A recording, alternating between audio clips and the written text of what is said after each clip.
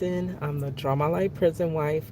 I'm the legally blind artist that is rapping and painting for justice.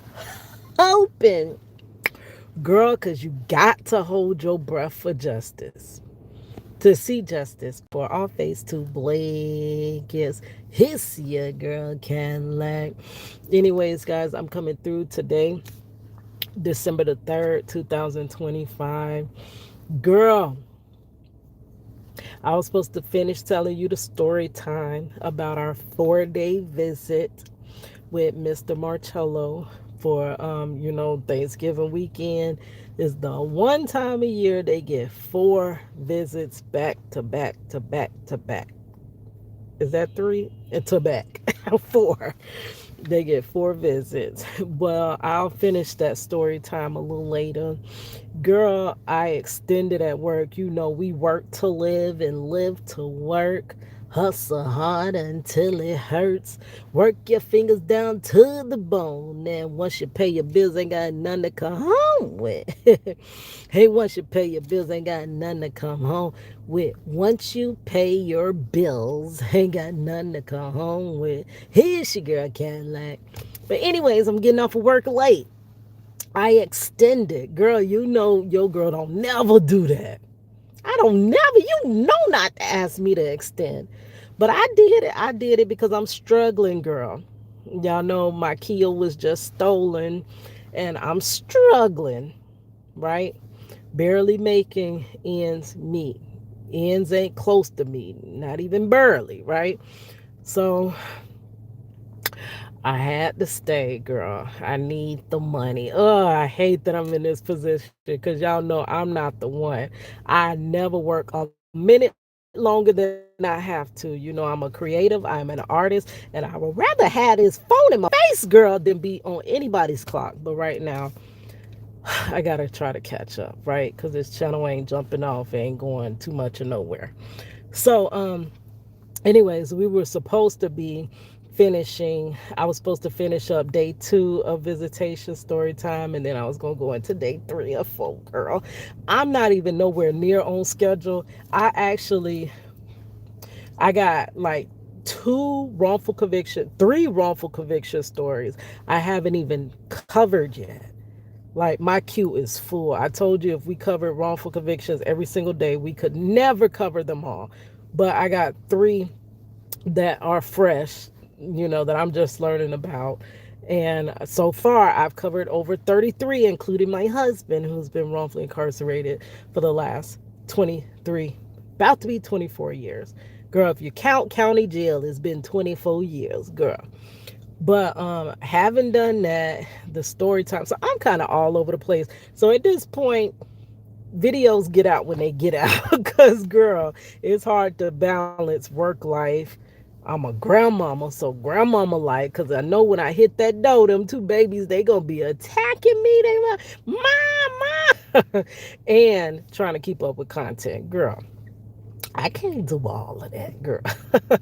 But anyways, I was on my lunch break. I was like, how am I going to get through this long day at work, girl, for real?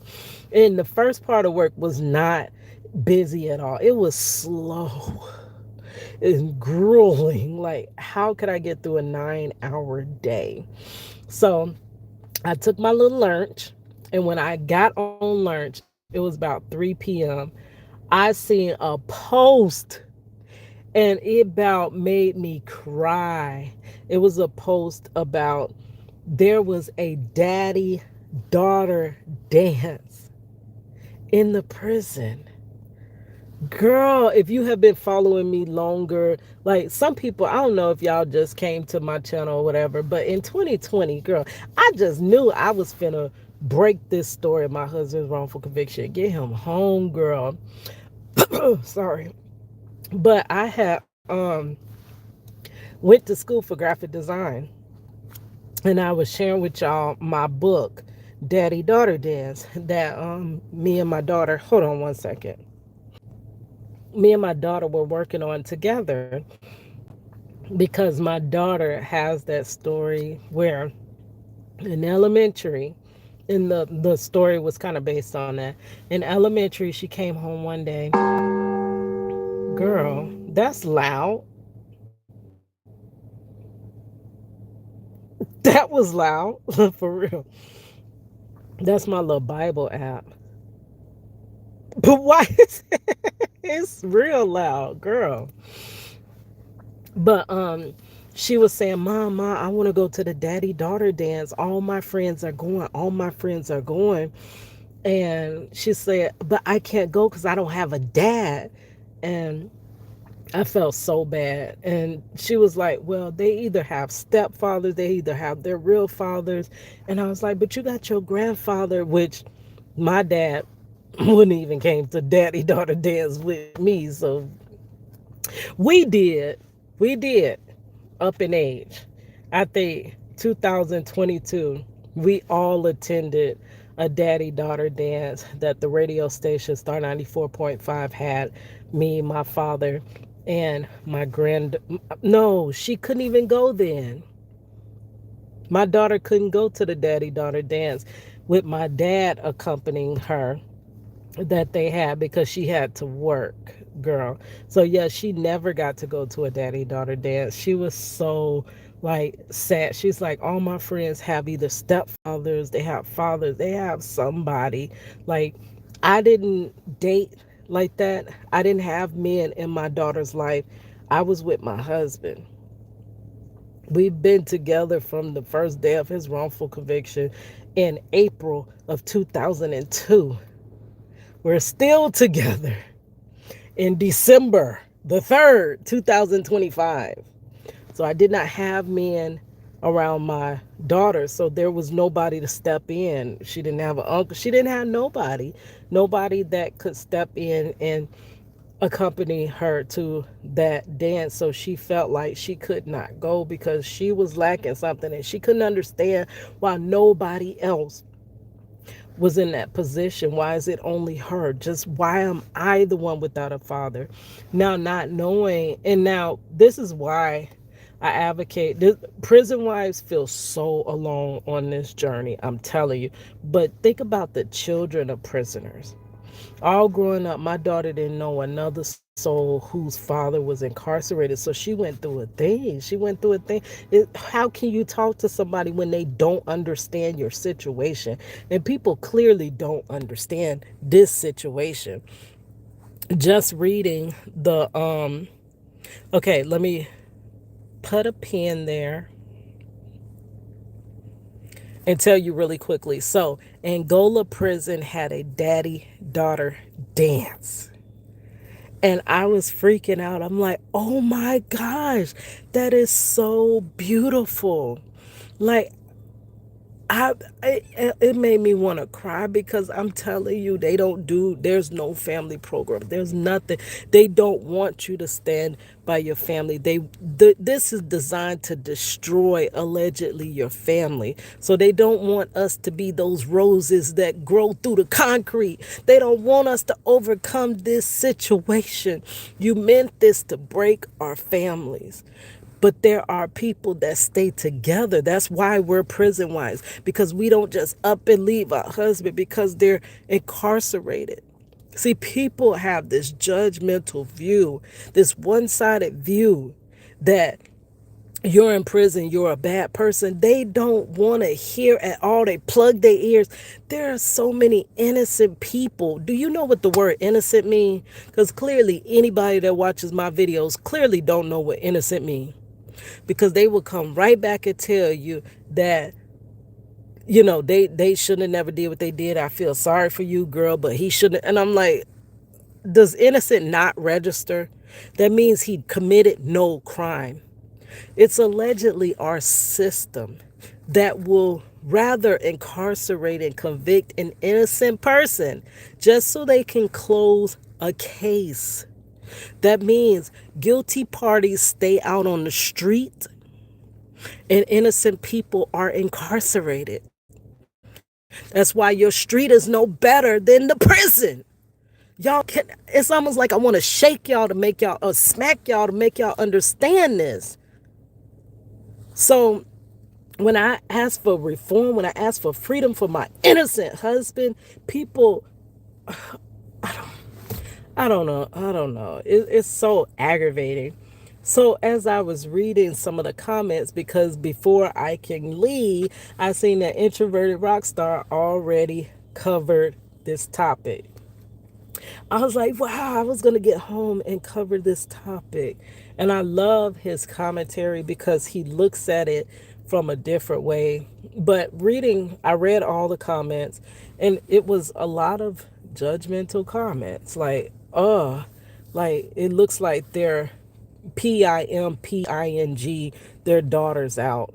Who would bring their daughter in a place like that? You know, there's artists in there and stuff like that. And I'm like, they completely distorted the whole picture of what this was. This is beautiful. The reason you don't understand is because you don't have the empathy to put yourself in my shoes. You know why? Because you think I'm beneath you. You think my husband's beneath your husband. Your husband could never end up in prison wrongfully. Baby, by the snap, it you better be thinking, I gotta plug it. I gotta plug it. Hey, what if it were you? Hey, you were up the road and gone for something you didn't do, and it'd be decades before you get back home. Hey, what if it were you that were taken from your kids? Now they life you're missing. Your lucky stars, you better thank them that you ain't in this wicked system. 'Cause Lord knows that it could have been, yeah, it could have been you. Girl, for the grace of God, it's not, but it could have been you. But it was me, and it was my husband, it was my family, it was my daughter broken, our daughter broken. Probably why she ended up in abusive relationships. Had her father been there, he could have been there to show her physically. He did as much as he could through bars and through expensive phone calls and visitation, but it's nothing like your father being in your life. I grew up with my father, and I know my life would not be the way it is had I not had my father. But you can sit up high and you can look down low on me and judge. And others just like me, because all those judgmental comments, though they weren't to me, they're to people that walk in the same shoes as me. That is a beautiful day for a daughter to be able to forget about the bars that separate her and her father, and for once feel normal. Could you imagine? No, you can't, because you're too good to imagine. But anyways, I gotta pee. I gotta go pee, so I'm finna go, girl. But later, possibly, I'll read the article and we'll get back to it. Don't hold me to it, because my schedule right now is all over the place. And yesterday, I thought I was going to go back home and record the second part, but I was going to bed. I've been sick, honestly. And so I literally slept from the time that I set my alarms and never got back up, but I slept all night. And then I got up with barely enough time to get to work. But yeah, just instead of, I just, y'all should just get on your knees and just pray and praise and thank the Most High that you don't have to walk in these shoes. Because the same judgment that you are casting over others that do have to walk in these shoes will be the same judgment allotted to you.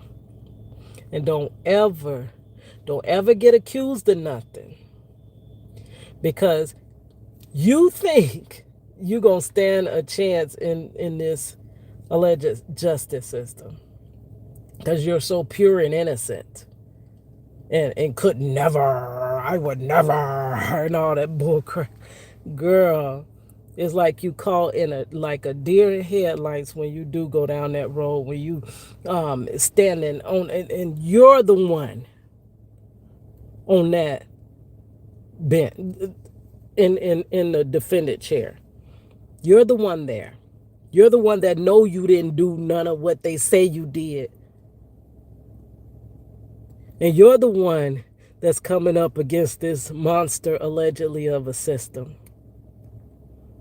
And without no evidence, they will be able to convict you allegedly and send you away. And there's no one for you to reach out to. There's nowhere for help. There's nothing. You just have to get through that time. And that's what we have done from 2002 to 2025. And guess what? I just looked at my husband's release date. He will be released right now from his wrongful conviction February the 11th, 2038. Now, when they apply more gain time, I'm thinking it will come down to what, 36 or 37. So he has about another decade of wrongful incarceration to do. If you were in his shoes, I wish you would just take time. Just take time to think. Because spinning the wheel is not because you were too good that you're not in these shoes. It's because it's God's grace you're not in these shoes. It's not that you were too good. It's not that I don't commit crime, so I could never. No, baby. You know how many. Never mind. We're just going in circles at this point. All right. Hiss ya, girl, Cadillac.